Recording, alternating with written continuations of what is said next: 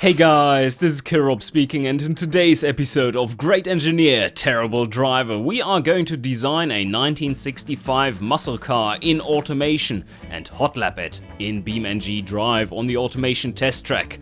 What driver score will I achieve today? We shall find out. Oh, the muscle car, the triggering will be real. If you have an irrational emotional attachment to car history, you might want to switch off. Because today, we shall trigger a lot of people. And it will be fun. It will be a lot of fun. Let me give you a little bit of background here. I had, before coming to automation, I had zero car knowledge. Absolutely zero. And from there, I'm doing all the work on the game mechanics, all the calculations, and all the balance. And some of you might be cynical and saying like, but Kirob, that means you're just biased. And you're making it such that things are better or worse. Yes, while I'm doing that, I'm not biased.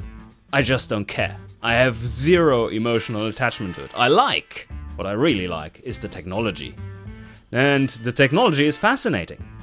But what really is fun is to see people with irrational emotional attachment to car history say that some things are just superior or better, while it is often a lot more nuanced than that, and often they are completely wrong. It is fun. That is fun. Often people say like, Kirob, you're so European. No, I'm not. I don't care. I'm not European. I am European, of European heritage, but not when it comes to cars. I simply am nothing. I don't care. And what I do is build cars so that they score much in automation. And that has nothing to do with being European or not. It has something to do with making good choices, making solid design decisions that are, in this case, in this series, not based on a company background. There is no company background for this hypothetical car manufacturer that is going to build this 1965 muscle car. I am not American, but the Americans will be triggered. And that is fun. So let's do it. So, we are going to design a muscle car as a muscle car should be. And let me make this statement too, which is now being a bit more reasonable and not so triggery maybe. If this car was released in 1965 in the US as a US manufactured vehicle, today you would hail it as the absolute messiah of muscle cars because of how well it performed. There are several examples that have been brought to my attention where this kind of thing is the case, where suddenly you use the European tech and suddenly, because it's American still, but it's awesome, everything is just different. You suddenly don't need the ladder chassis. You don't need the terrible suspension setups you have been using for so long. No, this is not a utility vehicle, so we're not fucking using ladder frame. That is fucking stupid. You know what I'm saying? It's like, yeah, you'll get probably triggered a lot. So, steel, yes. So, muscle car is defined by a large engine, but cheap on the engine. Doesn't have to rev high. Doesn't need to have a lot of grunt. And it needs to be a straight line hooligan. But, and rear wheel drive, obviously. But the rest of the parameters are kind of fluid. You don't really have to have a specific kind. I know you Americans would disagree, and disagree as much as you like. I don't fucking care.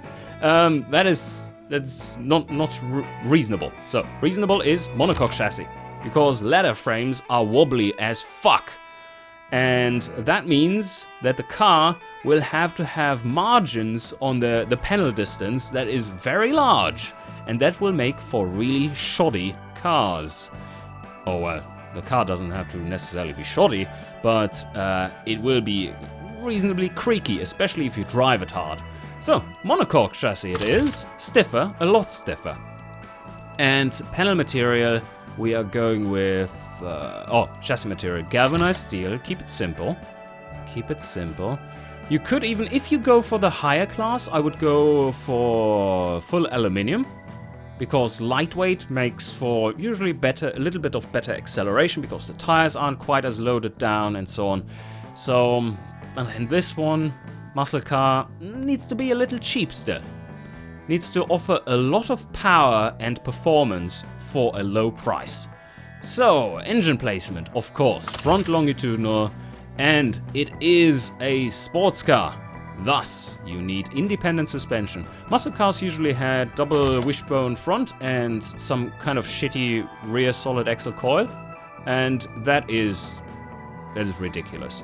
I mean, yes, they do have one advantage, and that is that you usually get slightly better straight line acceleration, but beyond that, there's really nothing to them. We are going independent suspension, of course. Not semi-trailing arm, but yeah, muscle car, that is already the... If we are going for a pony, I would probably settle with McPherson semi-trailing, but in this case, muscle car is high enough up the ladder that independent suspension, front and rear, is perfectly reasonable. And the engine, yes, we do need enough capacity for this thing, and we are in a price segment where a V8 makes perfect sense. And we don't have to rev it high, so this build will be a little bit more closely linked to what you would say is a true muscle car. And one problem you have in 1965 is that you really can't put the power down. So you don't want to go with something fancy, but rather, let's make it lightweight also. Invest slightly into higher quality materials. We don't necessarily want to go with push rods, although that is of course the classic choice. If we are running into the problem of making too much power, then I would go with push rod, because they're breathing. The path, the porting through the head is just abysmal compared to the more straight line port that dual overhead cams and single overhead cams have. Or direct acting. Now, direct acting has also awkward angles. But yeah, I would go with a 2-valve setup overhead cam. Cheap, a little nasty, but not quite as... yes. Okay, so, full alloy. And we are going with an engine size of... I don't want to go too large. Probably can go somewhat square. Maybe a 5.2 liter.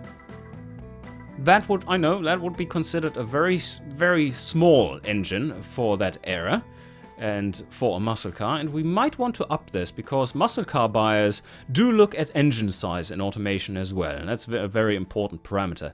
But the problem here is we don't want to get too much weight, because that makes the car handle like shit.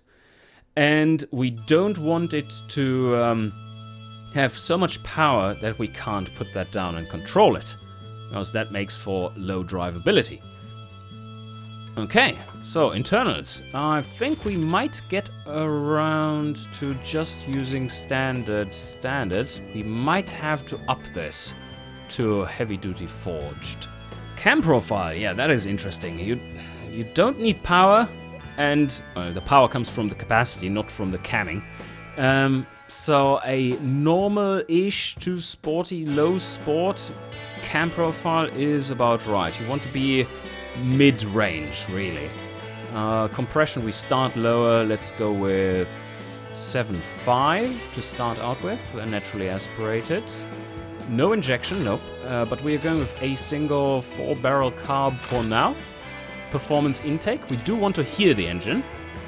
And future-proofing, regular 91. They don't really care about fuel economy, obviously, so let's go with something pretty aggressive. 13.0. And for the optimization, 50 sounds about right. 4,000 RPM. Although that might be a little high. We want to have pretty much low-end grunt, and high power output is not necessary, even though it looks good on paper.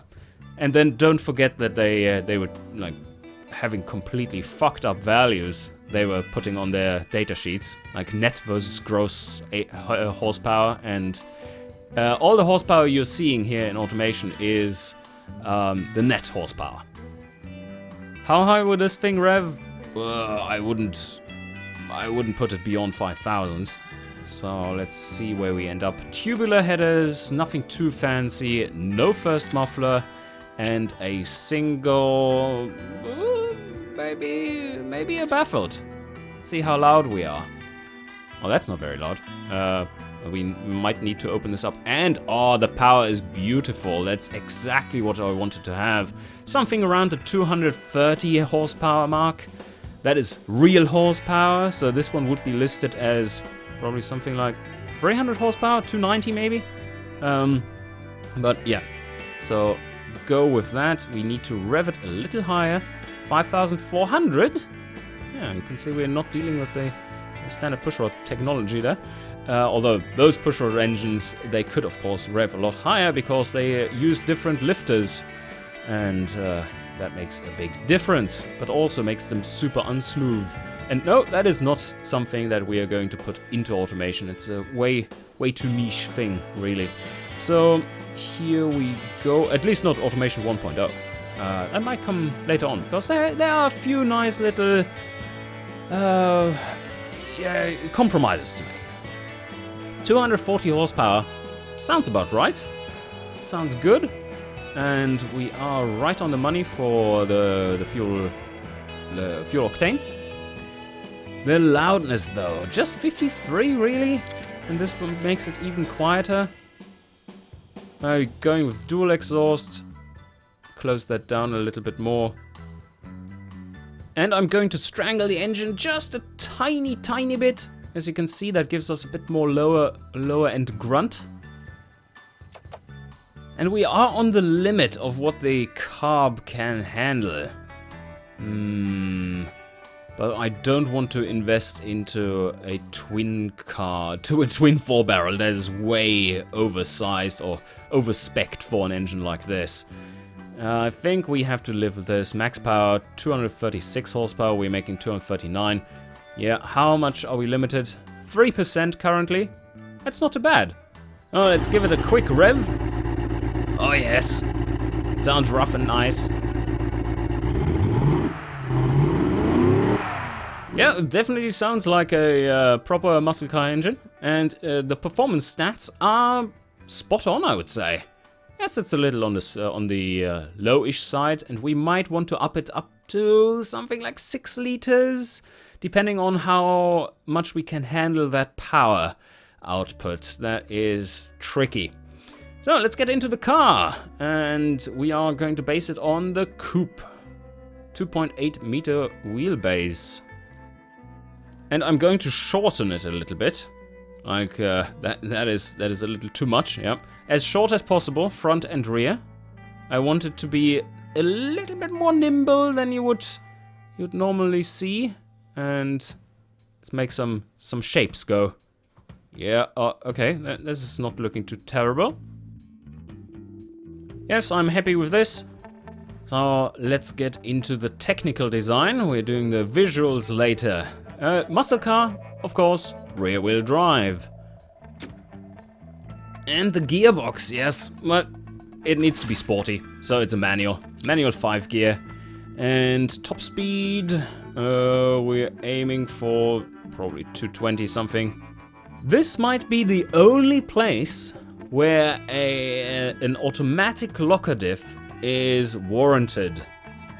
Yeah, and that is because straight line performance is valued more than cornering performance or drivability in these things. So automatic locker might be worth it because it gives us a lot of extra grip. When you set up your gearing, just make sure that second gear goes to 100 so that you get nice times on your spec sheets. That is important. So 102 kilometers an hour. 1965. Oh yeah, another thing that will trigger people. Yes, radial tires, obviously. Obviously that's the correct choice because cross-plies suck in sports applications. There's just no way around it. Sports compound. We might even want to opt for medium compound. Not so sure about that.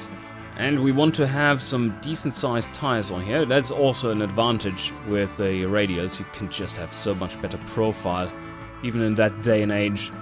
Yeah, this doesn't look like muscle car tires because it's proper tire tech. Yeah, I checked an actual manual for classic tires by Michelin, I think it was. And that was really interesting to read how they developed the tech and how the radials came about in the 50s, the early 50s in Europe. And what kind of profiles were available back then.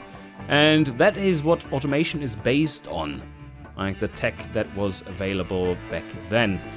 And because that is not something that you can research much. The tech pool helps, of course, in getting low profiles because the effective year is upped by that. But yeah, these tires would be entirely possible with that tech back then. They're not too wide, so should work out. But maybe we need more tire width rear to put the power down. So we might go down to 16 and 255s. That is still a 60 profile for the tire, which is decent. Yeah, let's try that. The muscle cars are all about prestige, of course, so let's go with mags, proper mags. That is a good choice for this. And also it will reduce the unsprung weight, and that makes for a better ride and better suspension tune overall. Solid discs, 2-piston front, 2-piston rear. One piston rear. We shall decide on the size of them a little later. But 275s maybe to start out with, and 250 in the rear to start out with. 50 pad type is about right, and we go from there. Semi-clad, because top speed gives us a little bit more prestige. Cooling airflow around 50, sounds reasonable. And then the seating, muscle cars. Well, let's go with 4 seats. Sport maybe, let's see the pricing. Oof, that's more than twice the cost. I think premium should work out, and then we go with standard here. Oh no, this is tricky. This is tricky. I mean, this car will weigh a lot. Power steering, none might be harsh, especially with a big engine up there. You might have to settle with hydraulic. That's one of the difficult things with muscle cars, because you have such a big engine in front. You need power steering. Automation calculates the weight on the axle and then compares it to the average strength person, basically, and then decides that no, you are not going to drive a muscle car with no power steering unless you're called Arnold and you have an accent. So the hydraulic, should we go with this? Let's try without power steering first, and then we shall see. Standard safety should be fine. And we are going with standard springs. And yeah, okay, the tune isn't perfect, but we're getting there. And as you can see, it's already scoring reasonably well in those categories. We are a bit on the expensive side, and there are warnings. Yeah, lack of power steering. Ouch. I think we might have to go with fucking hydraulic. Did this help?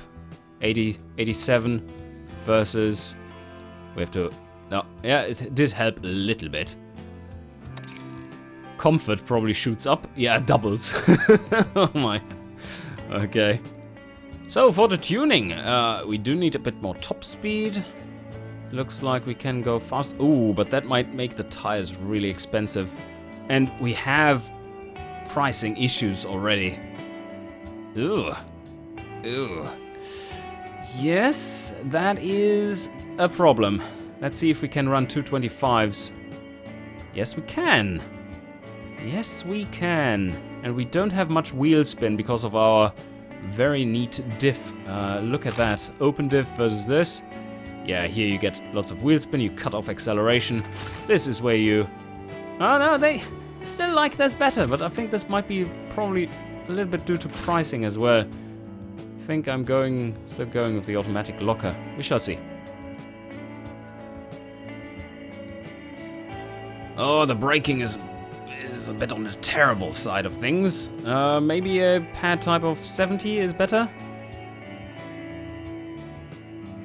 And now we just need to find a bit more ways to cut out costs.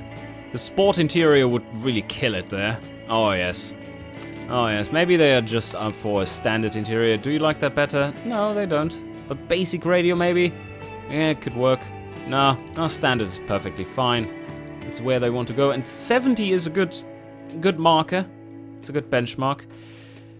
How about the tuning of this? It's slightly oversteery for most parts, and then at the extreme it is understeery but very, very sporty, and it's about where we want to be, so there's not much tuning needed. But one of the benefits of having proper suspension in there, or I should say proper sports car suspension in there, is that you can tune it the way you want. This is not about building utility vehicles. Okay, I removed the rear sway bar, and I think I can even remove the... Yeah. Oh, that's cool. We don't even need sway bars. I hope. 5.3 degrees roll angle is not too much. If we up this slightly, does it become awkward? 6 degrees? It's a little soft. It's a little on the soft side. And the suspension tuning is a little on the hard side, so oof. You might need a bit of sway bars after all. This is looking real nice. Good build.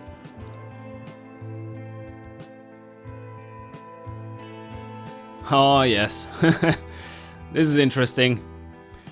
So going from sports compound to medium compound, that does help us a lot. It makes it much more affordable. The price differential is, oh shit, is big. 2,700 versus 2,100. Yeah, that's a big ticket. And now we can re-optimize, and we should end up over 110 score. With those medium tires, we do get a lot more wheel spin.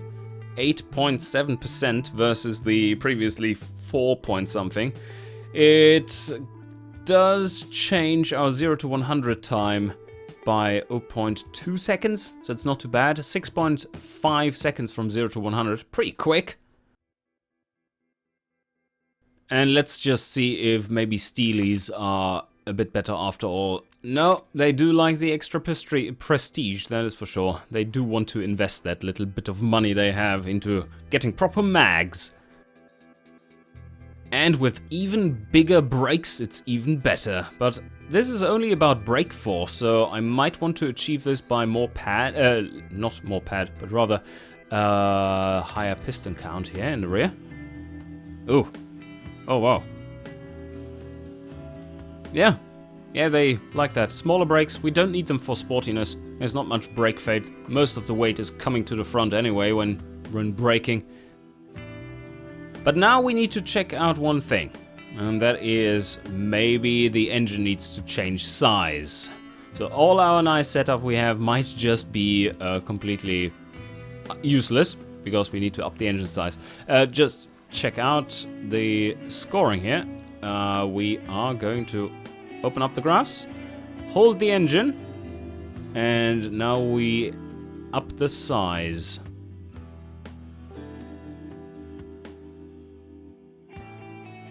Okay, indeed that does look like we do want to have a larger engine. As a solid gain I get from this. And that is 6.3 liters almost at 100. But now we are running into knocking and some reliability issues, so let's just quickly fix that. We are running into the limit of what is possible with the standard components we've chosen, and that's all fine. We definitely don't want to build an engine in this context that takes too long to engineer or requires add-on facilities. The engine is supposed to be basic, and that is what we're achieving here. And a little bit of stress, it's fine, it's fine. I mean, we're lowering the engine reliability by like 10%. This is still within the realm of decency. But now that we have so much more power, you see that we are running into severe issues with wheel spin. And sports compound tires are just too expensive and they don't even help that much anymore. So what I'm going to do is to make the gearing a little longer, the spacing, just to get rid of a bit of gear spin. Yeah, the gears are spinning. Yeah, wheel spin is terrifying. And while we are there already, why not make first gear go to 100? We were so close anyway. That's ridiculous, of course. We'll make it slightly more difficult to drive, but on the other hand, you get around a lot of wheel spin problems. So now we have two options to finish this one off. It is either make it a two-seater, which gives us these demographics, or we make it a four-seater, which gives us these demographics. Interesting, very interesting, slightly different. I think I prefer going the two-seater variant, because that gives us it makes it even more a bit of a supercar. Well, you will find a few buyers from that segment. And yeah, it's looking okay. 2 to 5 seats is what is required, isn't it? Let's have another look. 2 to 5, yeah, somewhere in this range. And now we can re-optimize the suspension real quick to get it back to where it should be. The marker on 100% sportiness, or very close to. And that's looking good. I think we're done here. So, what does that mean for the performance stats? On test track? 0 to 100 in 6.66 seconds. It weighs 1.44 tons, and what more do we need to know? Cornering isn't too terrible. It's not an American muscle car. Not a classic American muscle car, but if it were produced by an American company in 1965, everyone would say it is the muscle car. Test track time it is. Let's see how quick it is around here.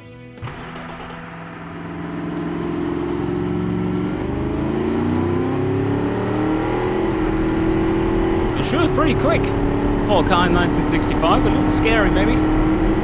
And it's coming to the line in 2 minutes 31.33. Yes, these are proper muscle car figures, if you look at them. 270 net horsepower. And then we have a 6.3 liter V8 in there. And 5-gear manual, rear-wheel drive. Yeah, sounds about right. Okay, from here, we need to design this thing. Oh, give me a moment.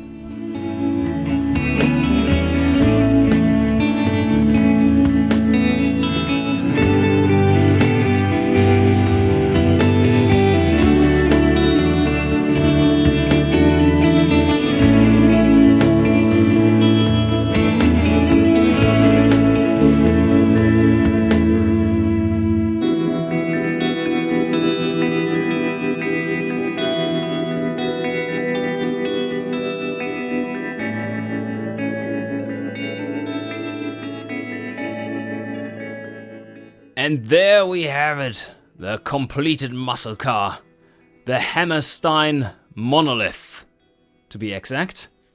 And yeah, it's a little cheesy, the name at least, but look at all the detail. Isn't it pretty? Even the door handles. Nice design, Karob. Really nice design. This is almost an, let's say, 7 out of 10, maybe a little more, maybe 7.5. At least I think that. So yes, this is it. Neatly fitting. Everything is neatly fitting. Look at this logo. Isn't it imposing? And I really like my hood arrangement here. Look at that. Isn't that neat? Fits nicely in there. Oh, this is maybe a little wrong. I could have done that better. But yeah, I'm a fan. I'm a fan. And this is a good-looking vehicle. And it will be a good performing vehicle too. So why not hammer that export button and get going? So this is the Hammerstein Monolith with the Garland V865 6.3 ST. I didn't want to fit the ST there, it looked funny. So, yes, export. Oh, it does look good, doesn't it? Yeah. That's a good build. And there we have the Hammerstein Monolith. Yes, it does look really nice in here. Yeah. And it drives like a proper muscle car. One thing though, one hint. I've been making this car specifically for the demographic. But that demographic likes sportiness. And here comes a little tricky thing. If you tune it for maximum sportiness, you are tuning it to be neutral when off throttle. That makes it very oversteery as soon as you add throttle while cornering. Yeah. It is drivable. It is drivable, especially, but this is a car. I think this will be the car in which I score the lowest ever driver score because of how difficult it is to drive fast. It does feel like a proper muscle car though. It's pretty cool. So yeah, my point about the tuning there is if you want to set it up such that one can drive it in BeamNG, you need to set it up a lot more understeery than automation would suggest when it comes to the score. So just a little hint there. That is pretty much true for most cars, especially, but mostly rear-wheel drive. Front-wheel drive is kind of irrelevant because wherever you want to go, you just point your wheels and then push the throttle. Yeah, okay. So I had a little bit of a warm-up with this. It is difficult. It will be slow. My driving will be slow. The car is pretty fast. Let's hot lap it. Alright, it is really pretty. Also looking down the hood, the special hood. And of course there are no traction aids, nothing. No drive aids whatsoever. It is fully manual. And I use a clutch and an H shifter. The G25 wheel for Sweetback. And wish me luck! And here we go. First gear's in. There, we're off. Whoa, wheel spin. And more wheel spin. And limitless source of wheel spin. And brakes. Take it easy through here. Like no throttle. Don't give it any throttle. Until you reach the end of the corner and then you unleash. Oh fuck. Okay. It's maybe a little too slow, but you see I have to work hard through Evertson S3 to keep it stable. Third gear, but like when you're cornering like this, look at that. It's beautiful. It's beautiful. It's very controllable. So soft on the brakes, second gear, and turn around. Turn around. And careful with the throttle and unleash. Yes. It has really nice acceleration when it gets going. And careful through here again. Castle's carousel. Yeah, looking good. Take it easy. Straighten out and then throttle. Yes. And third gear. Whew, Devil Flyer. Fourth. And it is behaving beautifully here. Just lift off a little. Steer. It's coming around nicely and full throttle again. And here we need to be a little careful, of course. So brakes. I don't need to shift. I mean, yes, just take it easy through here. Gear up, take it easy. And downshift and full throttle again. Okay. A little bit earlier braking. Second gear in here. Oh yeah, this is working out. Okay. And careful. Full throttle. And not full throttle, yeah. Oh shit. Careful.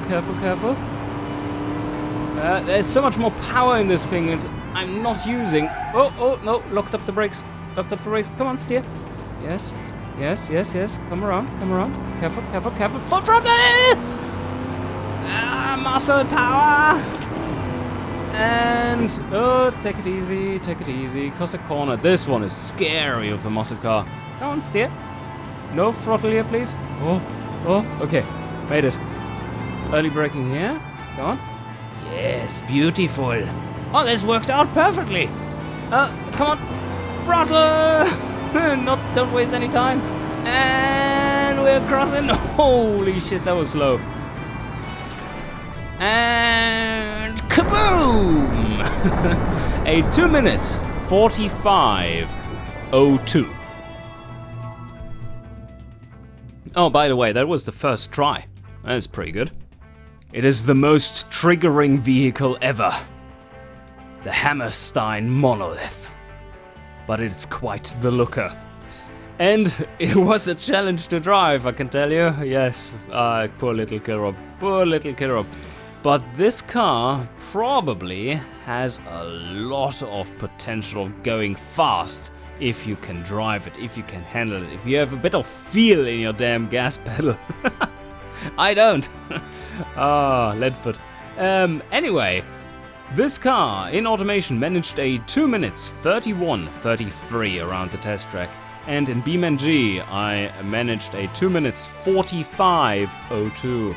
That leaves me with a driver score of 91.7. As always, you'll find this vehicle down in the description below. I urge you to download it and give it a drive yourself. It is fantastic. It has the absolute purest of muscle car feel. Just wheel spin everywhere. Yeah, it's tons of fun. Anyway, I hope you enjoyed, and see you guys next time.